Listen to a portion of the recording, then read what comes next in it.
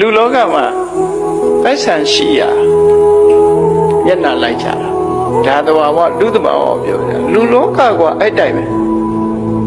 ဘာပညာမှမတတ်နဲ့တထေးသားလေးဆိုလို့ရှိရင်အမလေးဝိုင်းဝိုင်းမှုတ်ဝိုင်းဝိုင်းလေနေပိုက်ဆံမျက်နှာလေးတခါတော့ဘုန်းကြီးတို့စင်ကာပူသွားတယ်စင်ကာပူသွားတော့တခါဓမ္မတွေကချမ်းချမ်းသာသာသွားအောင်လို့ဆိုတက်ကြီးပြီး business class ကတင်ပေးတာပေါ့နော်အတင်ပေးတဲ့အခါကျတော့အမလေးလင်းမဲလင်းမောင်တွေကပြုံးတာပဲအဲဘုံဘုံကကိုယ့်ကိုယ်တတိပေးတယ်မင်းပြုံးတာမဟုတ်ဘူးနော်ပိုက်ဆံပြုံးတာ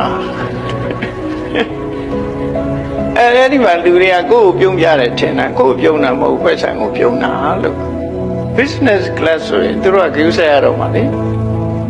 အဲ့ဒါကိုမထင်မဲနဲ့ငါပြုံးပြတယ်လို့သွားထင်မှားလိုက်မယ်တဲ့ဟုတ်လားအစပေးနိုင်ရင်ပေးနိုင်တဲ့လူပြုံးပြမှာပဲ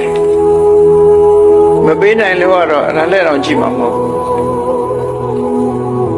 အဲ့ဒါလောကကြီးမှာလူတွေကကိုပြုံးပြနေရင်ဗက်ဆံကိုပြုံးပြတယ်လို့သာအောင်းမိတ်နော်တတ်နိုင်တဲ့လူကပြုံးပြမှာ